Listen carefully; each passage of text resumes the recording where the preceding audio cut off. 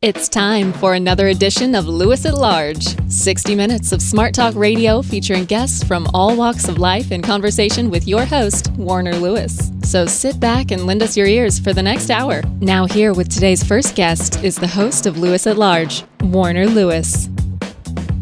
Well, welcome everybody to another segment of Lewis at Large. Yours truly, Warner Lewis from the flight deck. And of course, as always, that means some smart talk radio is in your future, and today, certainly no exception. We'll be getting to our guest in just a second. Want to remind you can always write us at lewisatlargeradio@gmail.com. You can check us out on Facebook, and of course, the website, lewisatlarge.com. And if you want to listen to older, past archive shows, you can go to YouTube. Type in Lewis at Large Radio. Well, this segment should be interesting. A brand new work called Grunt, The Curious Science of Humans at War. It has been penned expertly by our guest, Mary Roach. She's New York Times bestselling author of Stiff, The Curious Lives of Human Cadavers, amongst several others. She resides in the glorious, wonderful climes of Oakland, California. Mary, how are you, my friend? I am very well this fine morning. Well, we're very pleased to have you here. Let's do this. You've written about many, many subjects. Why The Curious Science of Humans at War? What brought you to that one? It was a kind of a roundabout way that I arrived there. I don't have a military background or know anyone who works in military science. I was reporting a story in India on the world's hottest chili pepper. It was for the food issue, and while I was there reporting on this, someone said to me, "Did you know that the Indian Defense Ministry they weaponized this chili pepper? They made a exploding chili pepper bomb, kind of like pepper spray, only a locally sustainably grown pepper was used." And I thought, well, that's interesting. I went over to the lab, which wasn't that far from where I was, and while I was there, I was just looking around and seeing what they were working on. They were working on a leech repellent. They were going down to the river and rolling up their trousers and testing various compounds as leech repellents. And I thought, military science, this is right up my alley, because I love stepping into these kind of curious worlds of science that I never knew existed, like military entomology, just a half dozen really cool, well-funded labs that exist that I never heard about. So it was kind of an alternative to the Discovery Channel guns and blowing things up. Those are very popular, but there's a lot of stuff that doesn't get the same kind of attention, but that's really interesting.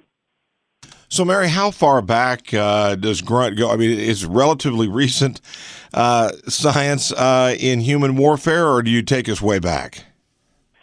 There are a couple historical chapters. There's a couple World War II chapters that have to do with, one of them has to do with the OSS and the Navy. OSS is the precursor to the CIA, trying to develop a shark repellent during World War II, when there were for the first time, men were going down or abandoning their plane or their ships going down over warmer waters. There were a lot of sharks, and there was a lot of fear. And so there was this lengthy effort to develop a shark repellent. So I cover that. I have a chapter on the World War II efforts to create an interesting stink weapon, like a stink bomb, that it was a little sprayable item that you would try to get into the hands of motivated citizens in World War II, resistance movements, and they would take this little specially designed stink sprayer and sidle up to officers of, say, German or Japanese officers, and spray them to humiliate and ostracize them. So there's certain chapters of history that were kind of very Mary Roachy. So there's those. But I also, for the chapter on flies, I do go back a ways, because before Walter Reed figured out that flies are the ones that are spreading disease in these great big battlefields, flies and disease were killing way more soldiers than combat wounds. Because the flies, back then, there was just these open pit latrines, and the mess tent wasn't screened, so the flies were going back and forth, and the material, in that big pit latrine, kind of picking it up on their feet, landing in the food, and the bacteria or virus, whatever it is, would go would get in there, and it's not refrigerated. It multiply for hours, and now you had hundreds of men getting sick, and then the cycle repeats itself because they're off to the latrine. The flies are going crazy. Back to the food, and you could lose hundreds of men. And so sanitation and hygiene became sort of got a big boost from efforts that started with the military trying to figure out what can we do. I mean, they had entire sanitation units. There were quotas on flies. Soldiers would be told, you have to kill 50 flies a day. There'd be these posters from World War II that would have a picture of a fly being stabbed with a bayonet saying, "This is the enemy." And to a large extent, it was. Wow. Hey, if you just joined us, we're talking to Mary Roach, author of a brand new work called Grunt, The Curious Science of Humans at War. Mary is a New York Times best-selling author of numerous books and periodicals, and interesting discussion going on here. Mary, what about, I noticed going through here, lots of different angles on the science of war, one of which was an interesting chapter called Fighting by Ear, the Conundrum of Military Noise. Share with our Lewis at Large listeners, if you would, a little bit about that science and that concept. Sure. Well, war is noisy. Everybody knows that. The guns and the explosions and all of that, everybody's familiar with that. But also the transport vehicles, whether it's a chopper or a armored personnel carrier, those are very loud. And the thing with hearing loss is that it's not just how loud it is, but how long you're exposed. So if you're driving in one of those vehicles for an hour or two and it's above a certain level of decibels, you're going to have some hearing loss. And what's challenging with the military is, okay, you can give somebody earplugs or ear muffs, cuffs, to put over them and to cut the noise. But now you've interfered with somebody's situational awareness, as they say. They're not going to hear somebody whispering to them or talking to them, somebody sort of creeping up on them, a car driving up behind them. So the general feeling is, I'd rather lose my hearing than lose my life. And so they tend not to wear plain, ordinary hearing protection. And that's a problem. It's the number one VA expense. $1 billion a year, I believe, is the figure that gets cited most often. And that's once that's happened, there's not anything you can do other than hearing aids. So there is a very cool device that is now available. That it's not available to every soldier. It's mostly special operations that have them, but it's pretty cool. It's called TCAPS. It's Tactical Combat and Protection System. It's you put it over it's like a headset, put it over the ears, and it amplifies, say, a voice, a quiet sound, but it blocks loud noises over a certain decibel level. And it's really amazing. You put it on, and it's kind of like you can be eavesdropping on some people across the street. It's kind of like a bionic ears. So it simultaneously, screens out the loud noises and amplifies the quiet ones, which is pretty cool. It's also got a communication system, a wireless system, so you could be communicating with somebody overhead in a chopper. So it's a great system to have, and hopefully more and more units will be able to have it. Mary, are there different countries? Are there different philosophies, or are there different alignment of countries and allies that tend to use certain kinds of these elements of war more than others? Are they regionalized, I guess, in any way? The only other military that I spent any time kind of looking around and what they were doing, because I was hoping to go back to India and visit again, because there's just some interesting cultural differences. The Indian military scientists had some studies.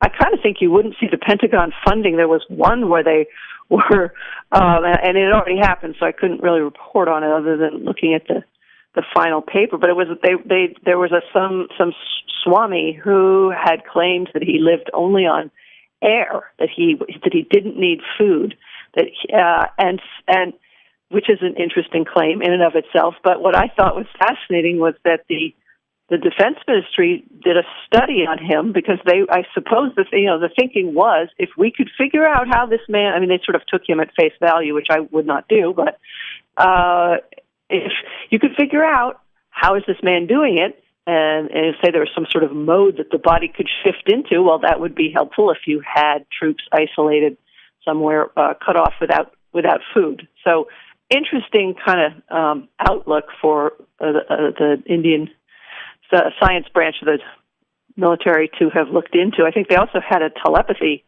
at one point. Had a telepathy study unit. I don't think that that it still exists, but anyway, I was unsuccessful in my efforts to visit the people there who had worked on this particular lab. They weren't terribly open. They're very. Got it, Mary. What about in all the research that you did? I know you have you take a look at heat, for example, probably as a weapon and or an ally, depending on who you are. What about the elements, the heat, the rain, the snow, the cold, those things? How do those factor into to all of this concept as, again, the science of war? Yeah, I spent a lot of time at Natick Labs, which is in Massachusetts, Natick, Massachusetts, and this is the lab where they design and test all the clothing, the outerwear, kind of the accessories, not the weapons, but all the things that a soldier will carry or wear, and they have an amazing, it's called the Dorio Climatic Chamber. It's this building where you can essentially create whatever weather scenario you want, a blizzard or 90 degrees with 100% humidity, whatever you need, and that's for testing tents or sleeping bags or outerwear. And that lab grew out of a rather obvious need in World War II. There were there were soldiers who were up in the Aleutian Islands without waterproof or warm footwear. A lot of frostbite, trench foot, and also a need for. Let me back up. The problem over and over is you go into a war with the equipment, weapons, clothing, etc. that you have from the last one, and frequently the theater of war has changed to a completely different climate, a different temperate zone versus a desert area, and so there's a scramble to get up to speed and to come up with the equipment that's going to hold up. For example, if you send someone into Vietnam with tents that aren't resistant to mildew, they're going to disintegrate very quickly. So this Natick Labs is a place where all of that is studied, new fabric. They develop things like Gore-Tex and Kevlar, permethrin, which is a fabric that's impregnated with a mosquito repellent. So all of those have come out of that lab, and they can't do it instantly, but they're pretty fast there, and they've got a big staff, and they can kind of try to come up with what's needed as quickly as possible. Again, you're listening to Lewis at Large. Yours truly, Warner Lewis from the Flight Deck, and as always, got a good one going here. Don't mind saying that at all. Talking about the curious science of humans at war. A brand new work called Grunt by author Mary Roach, New York Times bestseller. Mary, we've been talking a lot about things that happened above the ground. What about either below the ground or in the water, in the sea, in the ocean? What kinds of odd, unique, and interesting tidbits do you have for us there? Well, I spent a few days out at sea on a ballistic missile submarine, and the thing that was being studied there by was a group at the Naval Medical Submarine Research Laboratory. They were looking at sleep, and sleep is interesting. Sleep and sleep deprivation, which is a big problem in the submarine force. It's interesting because back in the day when circadian rhythms were first discovered, the fact that the body has wakeful periods and sleepy periods over the course of a day, and it was determined that that's tied to light, and that sunlight reinforces that. So there was this thinking that, well, on a submarine, you're down there, there's no light from the sun. You can pretty much do what you figure out how long you want the day to be. You could make it in essence a shorter day. You could fit it to what's most practical for what you need your people to be doing. You can make a work day that is more efficient, and that's what was done. And for many years, the watch schedules were such that they didn't align with the 24-hour cycle of the body, because the thinking was, well, there's no sun, so you can fool the body, but in fact you can't. The body still wants to be on a 24-hour cycle, and so these submariners were essentially, they were being jet lagged every day. It was like sending them to Paris every day, only without the joys of Paris. So their Navy is now trying to put their sailors back on a circadian rhythm-friendly schedule, so that it's just a little less punishing for them. Because they're already sleep deprived, but when you throw in jet lag on top of that, not jet lag, but simulated jet lag in a sense, manufactured jet lag, it's a pretty difficult state of mind. And plus, they've got too much to do in too little time. A lot of them are going on 4-hour sleep on a regular basis, and it's a floating nuclear arsenal. You kind of want people to be alert. You want them to be sharp. Mary, the last chapter in the book, it talks a little bit about how the dead can help the living stay that way. What do we learn there? How does that help? How does that contribute to the overall? Sure. I spent some time in Dover at the Armed Forces Medical Examiner System, which is where the mortuary and the morgue are. And when someone is killed in combat, an autopsy is done there. And what's the program that I was reporting on is really interesting. It's a teleconference that happens on a regular basis, and so the people at the teleconference, you've got the medical examiner who did the autopsy, and the autopsy, all of the life-saving equipment is left in place on the body as it's shipped home, and so that enables the medical examiner to see, was, say, this tourniquet placed properly, or when you did the needle decompression on this person's collapsed lung, did the needle get where it needed to go? Was there anything that could have been done differently to save this life? So the teleconference is between the person who did the autopsy and the actual people that did the life-saving maneuvers, the emergency medical people. And it's just a conversation about, case by case, what happened here? Was it executed properly? And was there anything that could have been done differently? And are we seeing over and over again issues with the equipment? And for example, there was a time when this group noticed that when you decompress, if somebody has a collapsed lung and you need to relieve the pressure on the lung, these needles that they would put through the chest, they weren't making it all the way to where they needed to go, because the soldiers, a lot of them do a lot of weightlifting, and so they've got very thick chest muscles, so they needed longer needles. So that was something that was figured out through this program. So it's just immediate feedback rather than waiting and publishing a paper, which comes out 2 years later. It's a chance for the people who did the autopsy to give feedback right away to the medical people who are still, in this case, in Afghanistan. Mary, you did a lot of research, spent a lot of time on lots of different subjects for this work called Grunt. As you look back on it, what surprised you maybe the most? What were some of sort of the revelations, so to speak, or some things that you learned that maybe surprised you? And overall, what's the overall takeaway, in your opinion, from the work? Well, I over and over was surprised just at the very existence of some of these disciplines of science. For example, medical entomology. We have people who study insects in a military context.